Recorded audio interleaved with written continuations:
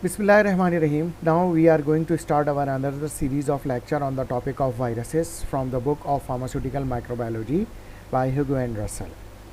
So now let us start about viruses. The general properties of viruses: all forms of life like animal, plant and even bacteria are susceptible to infection by viruses. Means के चाहे animal cell हो, plant cell हो, bacterial cell हो, इन तमाम को virus infection cause कर सकता है. Three main properties distinguish viruses from their various host cells. अभी इसके होस्ट सेल्स कौन से हैं? एनिमल सेल हो गए जिसमें ह्यूमन सेल भी शामिल है, प्लांट सेल हो गए, बैक्टीरियल सेल हो गए. इसकी बुनियाद पर जो है वायरसेस को तीन मेन कैटेगरीज़ में डिवाइड किया गया है.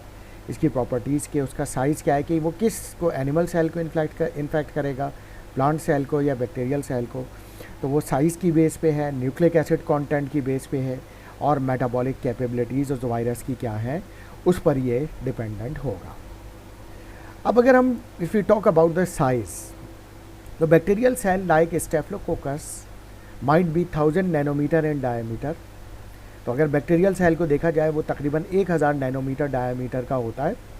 And largest of the human pathogenic virus, और जो सबसे बड़ा पैथोजेनिक वायरस ह्यूमन के लिए है द पॉक्स वायरस है, जिसमें चिकन पॉक्स वायरस है, मंकी पॉक्स वायरस है, स्मॉल पॉक्स वायरस है. मेजर ओनली 250 नैनोमीटर यानी 1/4 of the size of the bacteria. 1000 nanometre staphylococcus, जबकि उसके मुकाबले में जस्ट 250 नैनोमीटर उस वायरस का साइज़ है जो कि सबसे बड़ा वायरस कंसिडर किया जाता है. इसके अलावा and the smallest virus is only which 28 nanometre in diameter and this virus is poliovirus. जो सबसे छोटा वायरस है वो पोलियो वायरस है जिसका साइज़ ओनली 28 नैनोमीटर होता है. They are mostly therefore beyond the limit of resolution of light microscope. यानी आम तौर पे ये जो नॉर्मल माइक्रोस्कोप होते हैं, लाइट माइक्रोस्कोप, इस वजह से इनका रेजोल्यूशन इतना नहीं होता कि हम इनको इन माइक्रोस्कोप में विजुअलाइज कर सकें यानी वायरसेस को देख सकें. If you want to visualise the viruses then we have to use electron microscope. Electron microscope का रेजोल्यूशन इतना हाई होता है कि उसमें उसके ज़रिए हम वायरस को विजुअलाइज कर सकते हैं. अच्छा, साइज़ के बाद आते हैं तो साइज़ में हमें ये पता चला ओवरऑल कंक्लूजन कि वायरसेस का साइज़ बहुत स्मॉल होता है. होस्ट सेल्स को जो अगर यूज़ कर रहे हैं उसमें बैक्टीरियल सेल हैं, ह्यूमन सेल हैं, एनिमल सेल हैं, प्लांट सेल हैं, उनके मुकाबले में इनका साइज़ बहुत छोटा होता है.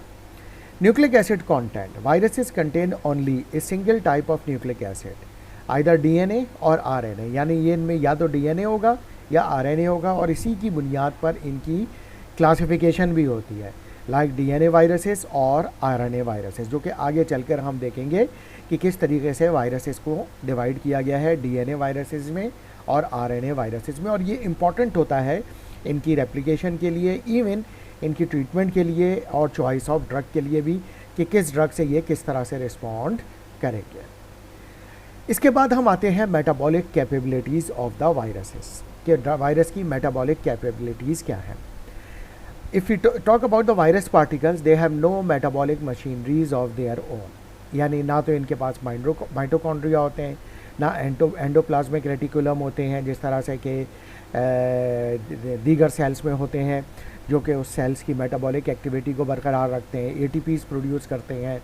इसके अलावा स्टोरेज मटेरियल्स होते हैं जिसमें कार्बोहाइड्रेट, प्रोटीन, फैट्स और इसके अलावा कार्बन, नाइट्रोजन सोर्सेज मौजूद होती हैं जिससे ये अपनी फूड प्रिपेयर करते हैं और अपनी मेटाबॉलिज्म को बरकरार रखते हैं.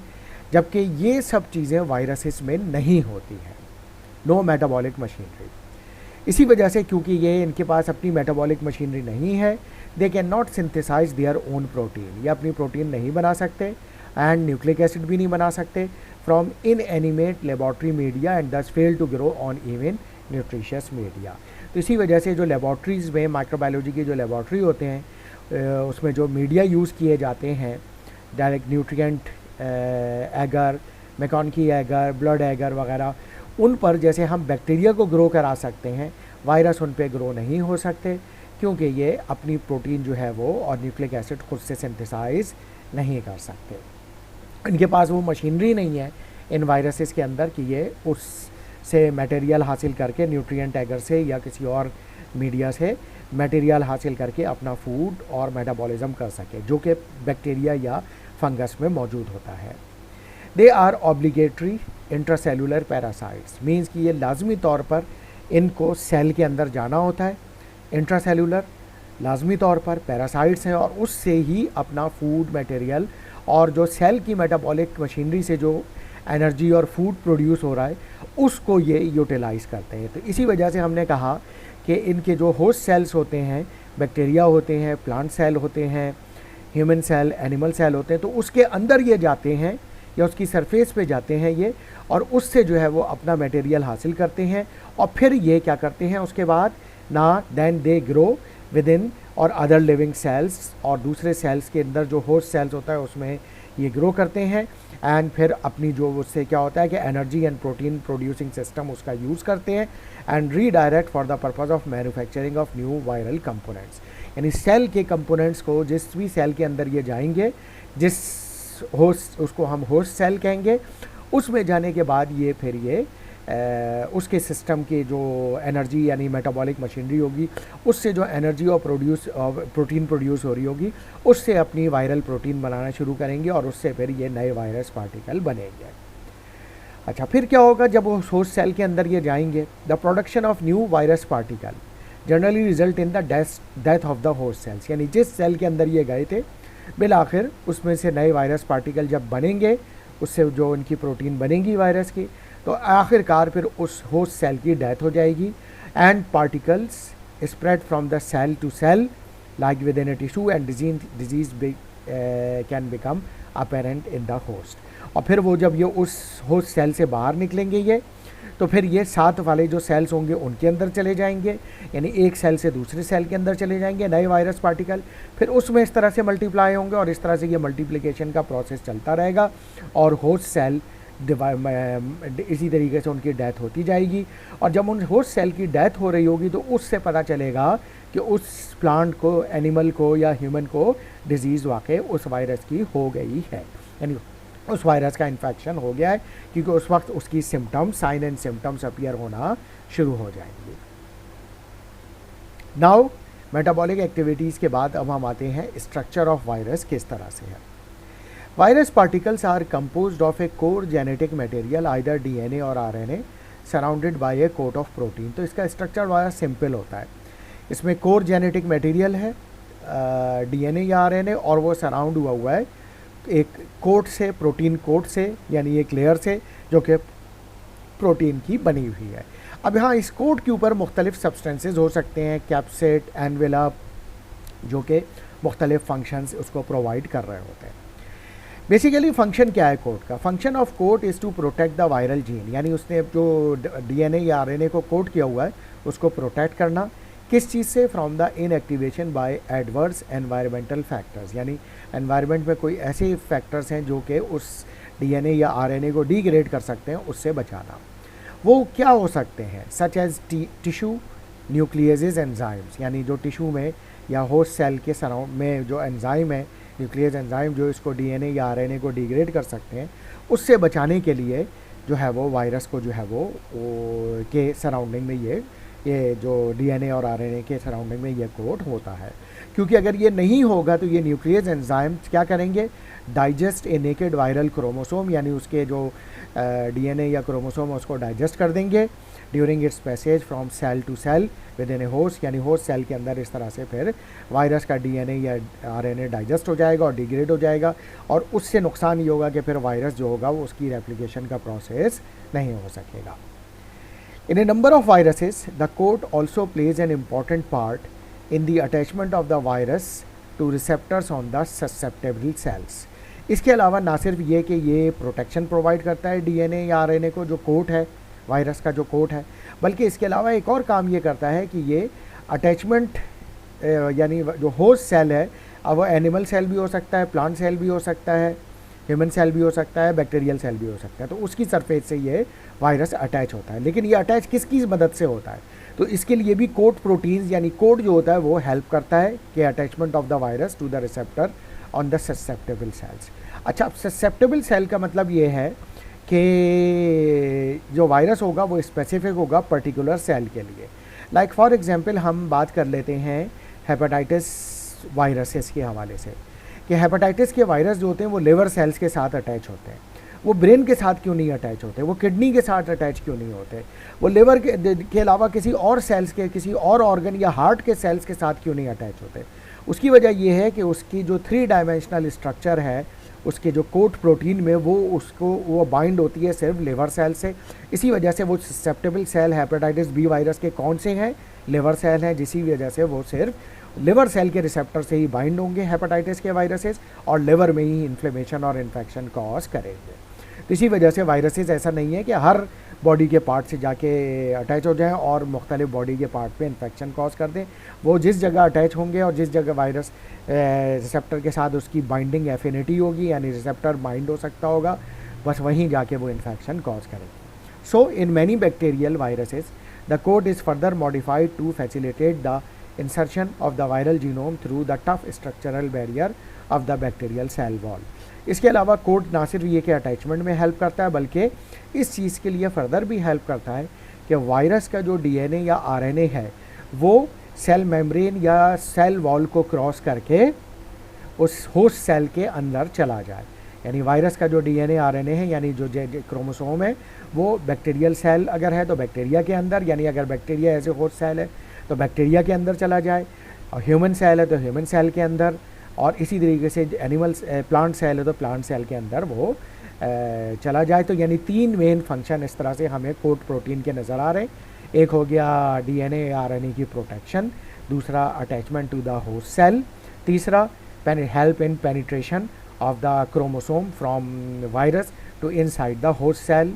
तो इस तरह से ये इसके डिफरेंट फंक्शन है। The morphology and variety of viruses is illustrated in figure 5.1, जो कि अब यहाँ पर हम ये देख रहे हैं। अगर हम इसको क्लॉकवाइज यूँ देखते हैं तो ये हर्पीज़ वायरस का स्ट्रक्चर है, मम्स वायरस का स्ट्रक्चर है, इन्फ्लुएंजा वायरस, ये पॉक्स वायरसेस हैं, पोलियो वायरस हो गया, रेबीज़ वायरस हो गया, एडिनो वायरस हो गया, स्टेफिलोकोकल फेज यानी फेज वायरस हो गया, ये टोबैको मोजाइक वायरस यानी tobacco plant virus.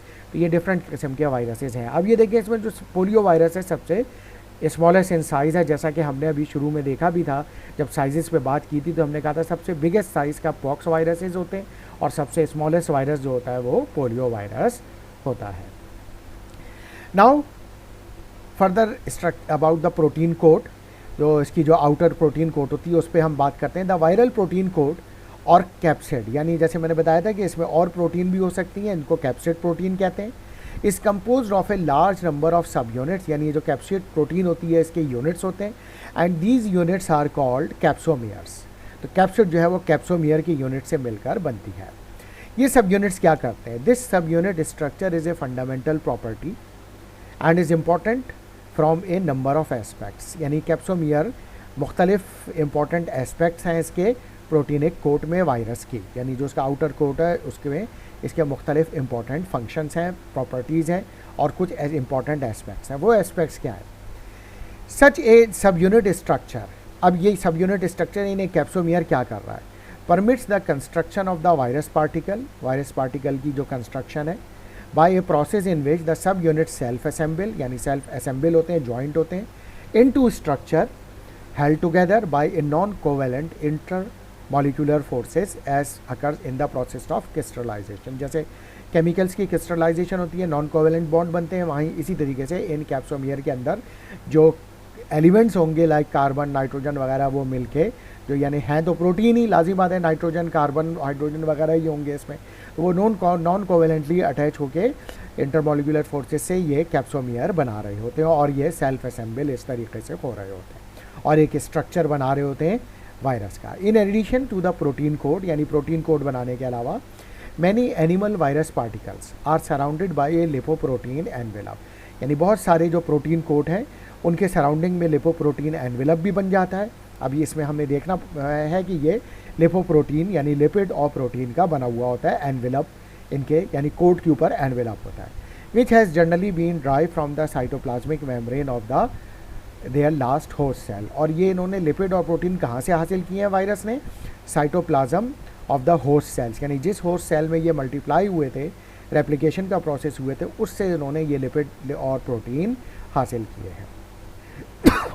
The geometry of the capsomere result in their assembly into the particle exhibit one of the two different architectural styles। जो capsomere के result जो structure है, geometry यानी 3 dimensional structure, वो basically वैसे तो इसके जो 2 टाइप यहाँ पे बता रहे हैं वो ज़्यादातर वही होती हैं, लाइक हेलिकल स्ट्रक्चर, स्पाइरल और आइकोसाहेड्रल सिमेट्री, जो हम अभी डायग्राम में भी देखेंगे।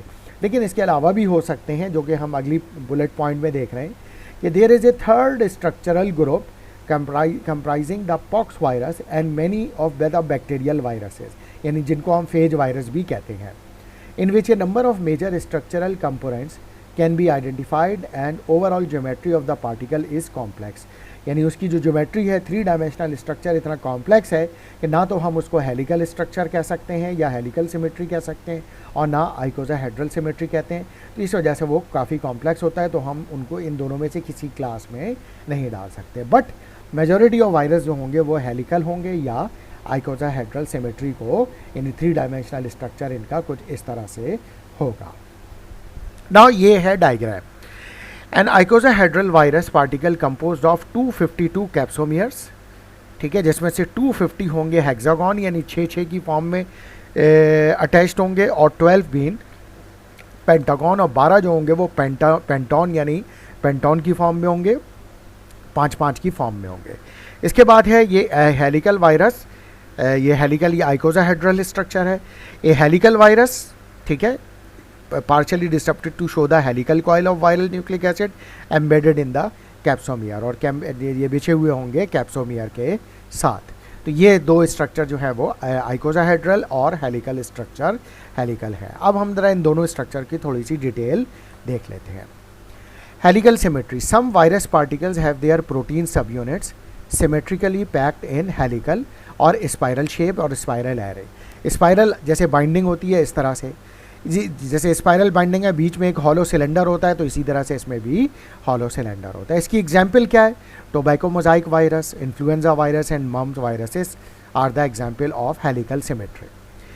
इसको मालूम कैसे किया गया कि इसकी हेलिकल सिमेट्री है? तो उसके लिए जो टेक्निक यूज़ की गई, एक्सरे डिफ्रैक्शन डेटा यानी एक्सरे डिफ्रैक्शन टेक्निक, इसके अलावा electron micrographic techniques have revealed the 16 subunits per unit of helix project from a central axis. 16 capsomere के यूनिट जो है वो पर टर्न ऑफ हेलिकल यूनिट, यानी एक हेलिक्स में 16 सब यूनिट होते हैं capsomere from the central access जो अपीयर हो रहे होते हैं, यानी होल से निकल रहे होते हैं to the length of the particle. The nucleic acid does not lie in this hole, hole में नहीं होता बल्कि एम्बेडेड इनटू द रिजेस यानी corner on the inside of the each subunit and describe its own helix from one end of the particle to the another. और nucleic acid हर एक का जो होगा वो अपना, जितने भी होंगे वायरस जो होंगे उनका अपना एक सब यूनिट मौजूद, न्यूक्लिक एसिड मौजूद होगा, जो कि हम बात कर चुके हैं कि या तो डीएनए होगा या फिर आरएनए होगा।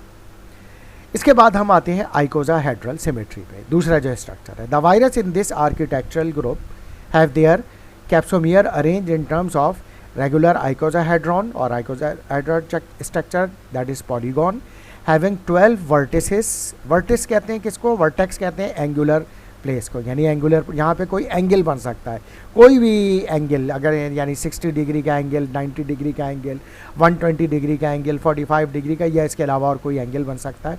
तो उस साइड को मैथमेटिक्स में वर्टेक्स बोलते हैं, और अगर एक से ज़्यादा होते हैं ये तो इनका प्लूरल वर्टिसेस कहलाता है। तो इसमें 12 वर्टिसेस हैं, इसके अलावा 20 फेसेस हैं और 30 साइड्स हैं।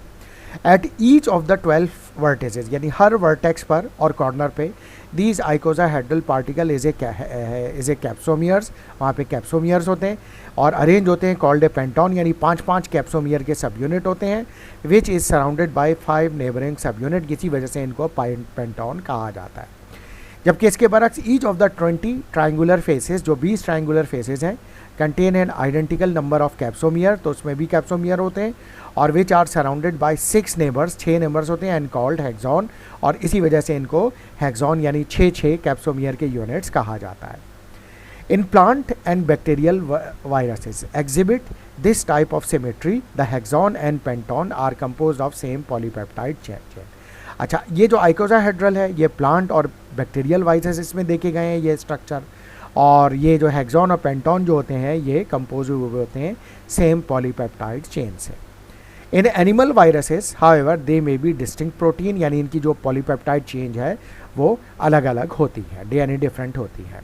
द नंबर ऑफ हेक्सॉन्स पर capsid varies considerably in different viruses, यानी जो नंबर ऑफ हेक्सॉन होंगे वो एनिमल वायरसेस में ये भी अलग होंगे। इसके अलावा एडिनो वायरस जो कि एक नज़ला ज़ुकाम जो होता है उसका वायरस है, इज़ कंस्ट्रक्टेड फ्रॉम 240 हेक्सॉन एंड 12 पेंटॉन। 240 इसमें हेक्सॉन होंगे, 6 यूनिट के कैप्सोमियर एक साइड पे होंगे, 12 पेंटॉन यानी 5 के कैप्सोमियर के यूनिट होंगे। इसके अलावा the smallest virus polio virus composed of 20 हेक्सॉन, यानी जिसमें 20 के 6 के यूनिट टोटल होंगे कैप्सोमियर के, एंड 12 पेंटॉन और 12 के 5 के कैप्सोमियर के यूनिट मौजूद होंगे। तो ये आइकोसाहेड्रल सिमेट्री है। इसके बाद है the effect of chemical and physical agent of viruses, but that we will discuss in the next lecture. Thank you very much.